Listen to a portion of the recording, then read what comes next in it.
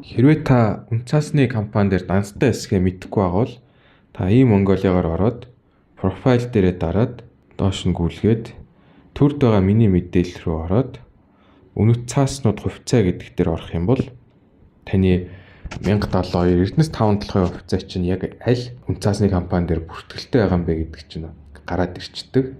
Минийх бол Apex Capital дээр байгаа 1072 ширхэг хувьцаа байгаа. Хэрвээ таних бас адилхан ингээд үнцаасны компанийн чинь гараад ирээд тэгээд нь хажууднаага утас руу залгаад үнцаасны компанийнхаа дансыг идэвхжүүлээд арилжаагаа хийхэд бэлэн болгох боломжтой байгаа. За тэгэхээр та Mongolia дээр үнцаасны компанитай эсгээ шалгаад ямар ч бүртгэлгүй байх юм бол та Монголын хөрөнгийн бирж рүү ороод вебсайт руу ороод үнцаасны компаниудаас судалж агаад нэгэн дээр нь дансаа нийлгэнэ гэсэн үг.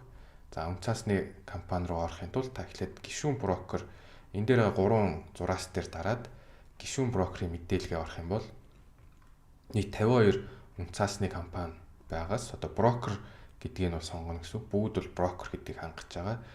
Зарим нь бол онлайн арилжааны платформтой эсхийг бол хангахгүй байна. Тэгэхээр утасны апп эсвэл компьютер дээр арилжаа хийх боломжгүй гэсэн үг. Интернетээр заавал очиж гараараа захиалгын хуудас бүгэлжиж л аавна гэсэн үг. Гэхдээ одоо бол баг бүгд онлайнаар бол арилжаа хийх боломжтой болсон байгаа. Тэгэхээр 51 компани гэдэг бол асар олон байгаа тул та тэднээс нэгийг сонгох хэрэгтэй болно гэсэн үг.